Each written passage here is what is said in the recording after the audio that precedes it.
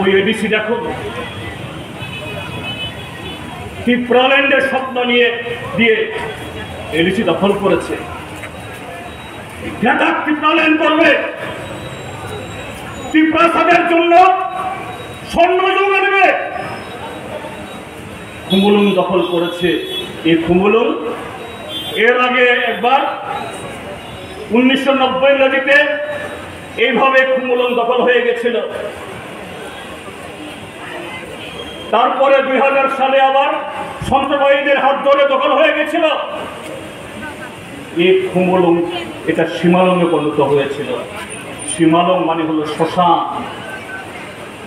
ত্রিপুরাজ্যের ককবরকবাসী প্রতিটি মানুষ তখন বলতেন এটা খুমুলুং না সীমালং।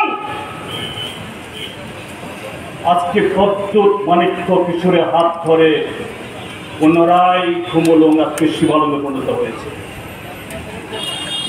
ত্রিপ্রাসাদের আবেগকে নিয়ে খেলা করে আজকে যত সামান্য কিছু চাকরি বন্টন, যত সামান্য কিছু কাজ বন্টন, সব সর্বনাশ। যে এডিসিকে দিয়ে নাকি ঘাটাক ত্রিপুরাদের সূচনা হবে, সেই এডিসির নাম আজকে মানুষ বলতে বসেছে। সর্বক্ষেত্রে দুর্নীতি।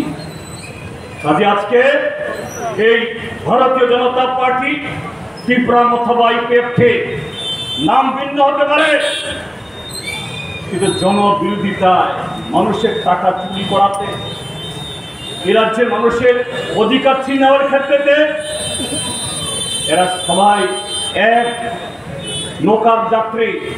কাজে তার বিরুদ্ধে আজকে আমাদের এই লড়াই, আমাদের এই বিক্ষোভ। আমরা এখনই বলছি না সরকার পদত্যাগ করো, আমরা এখনই বলছি না সরকারকে টানিয়ে নামাও।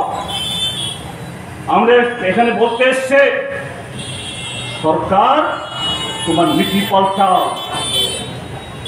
সরকার তোমার প্রতিশ্রুতি পালন করো, সরকার মানুষের যে ন্যূনতম অধিকার এটাকে সুনিশ্চিত করো। যতদিন তা না হবে আমাদের লড়াই চলবে। এই লড়াইয়ে আপনারা